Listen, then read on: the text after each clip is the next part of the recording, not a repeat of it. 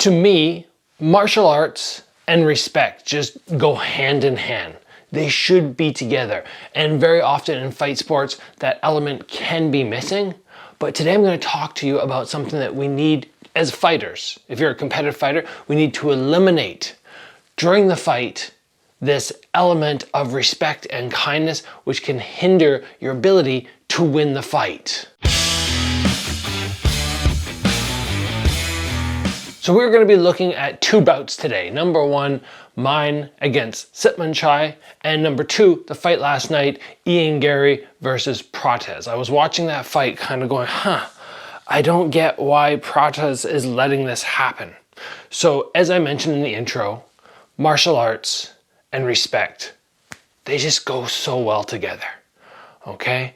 We get in there, we put everything on the line, you have an opponent across from you, it's great to hug and touch gloves and all that. Before the fight and after the fight, but not during the fight. Now, Ian Garry, last night, he was the one who was pushing for the glove touches and the smiling and all that. That suits him. When I fought Sitmanchai, he was the one doing the glove touches. That did not suit him because he was losing. Ian Garry was winning. When you are winning the fight and you can get glove touches in, it's kind of like, oh yeah, I can stall the pace. I can show all the judges that, yeah, I just did something really awesome. But when you're losing the fight, it doesn't make sense to do that. So what we want to focus on first, let's look at the Ian Garry fight. Let's look at these couple glove touches.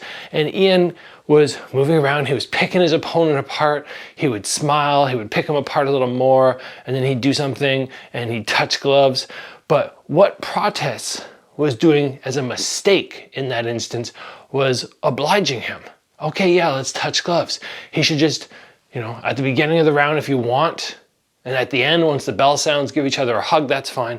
But when somebody keeps putting their glove out for you to touch and you have to pause your attack, you have to go there, then you have to back up, reset, you're wasting time. You're wasting moments.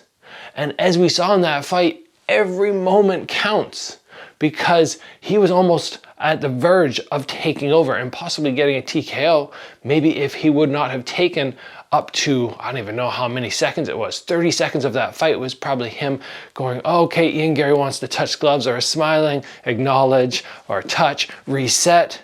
It wastes moments, which again is perfect for Ian Garry when he's in control, but not great for Prates, who should have just been going, no, okay, I'm not dealing with that, and I'm just keep attacking, keep that pressure on, try to fatigue my opponent, grind through.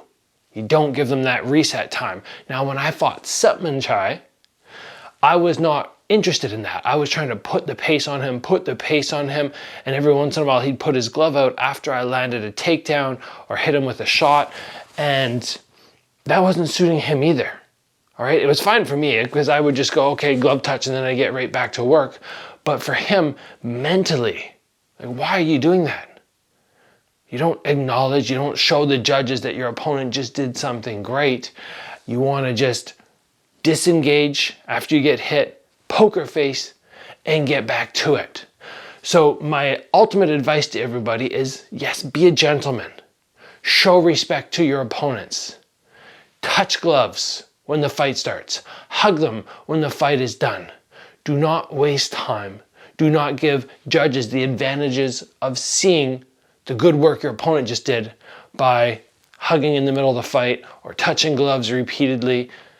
Wasted moments that you could be using for something else to get that victory, because that at the end of the day is what we're looking for. We're looking for that victory. So that is my advice for today, guys. I hope it helps somebody in your future fight and get those wins. That's what we're here for. We're here to learn, get better, and get those wins.